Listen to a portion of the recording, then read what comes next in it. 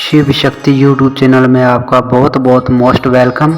अगर चैनल पर नए हो तो प्लीज़ चैनल को सब्सक्राइब करना ना भूलें। आखिर क्यों दिया राम ने लक्ष्मण को मृत्यु दंड। रामायण में एक घटना का वर्णन आता है कि श्री राम को न चाहते हुए भी जान से प्यारे अनुज लक्ष्मण को मृत्यु दंड देना पड़ता है। आइए जानते हैं आखिर क्यों भगवान राम ने लक्ष्मण को मृत्यु दंड देना पड़ता है। जानिए कैसे हुई भगवान लक्ष्मण की मृत्यु।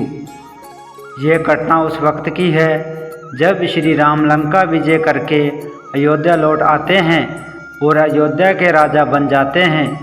एक दिन यम देवता कोई महत्वपूर्ण चर्चा करने श्री राम के पास आते हैं। चर्चा प्रारंभ करने से पूर्व वो भगवान राम से कहते हैं कि आप जो भी प्रतिज्ञा करते हो उसे पूर्ण करते हो।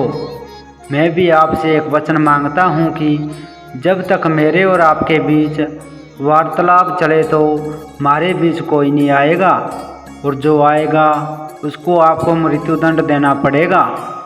भगवान राम यम को वचन दे देते हैं। राम लक्ष्मण को ये कहते हुए द्वारपाल नियुक्त कर देते हैं कि जब तक उनकी और यम की बात हो रही है वो किसी को भी अंदर नहीं आने दे, अन्यथा उसे उन्हें मृत्युदंड देना पड़ेगा। लक्ष्मण भाई की आज्ञा मानकर द्वारपाल बनकर खड़े हो जाते हैं। लक्ष्मण को द्वारपाल बने कुछ ही समय बीतता है। वहाँ पर ऋषि दुर्वासा का आगमन होता है। जब दुर्वासा ने लक्ष्मण से अपने आगमन के बारे में राम को जानकारी देने के लिए कहा तो लक्ष्मण जी ने वीरमता के साथ मना कर दिया।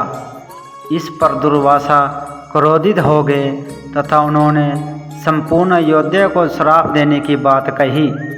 वाल्मीकि रामायण की कुछ रोचक और अनसुनी बातें लक्ष्मण जी समझ गए थे कि ये एक विकट स्थिति है जिसमें या तो उन्हें रामज्ञा का उल्लंघन करना होगा या फिर संपूर्ण नगर को ऋषि के श्राप की अग्नि में झोंकना होगा।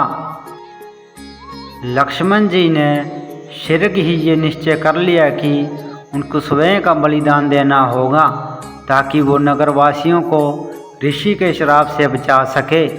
उन्होंने भीतर जाकर ऋषि दुर्वासा के आगमन की सूचना दी। राम भगवान ने शीघ्रता से ही यम के साथ अपनी वार्तालाप समाप्त कर ऋषि दुर्वासा की आव भगत की, परंतु अब श्री राम दुविधा में पड़ गए क्योंकि उन्हें अपने वचन के अनुसार लक्ष्मण को मृत्यु दंड देना था।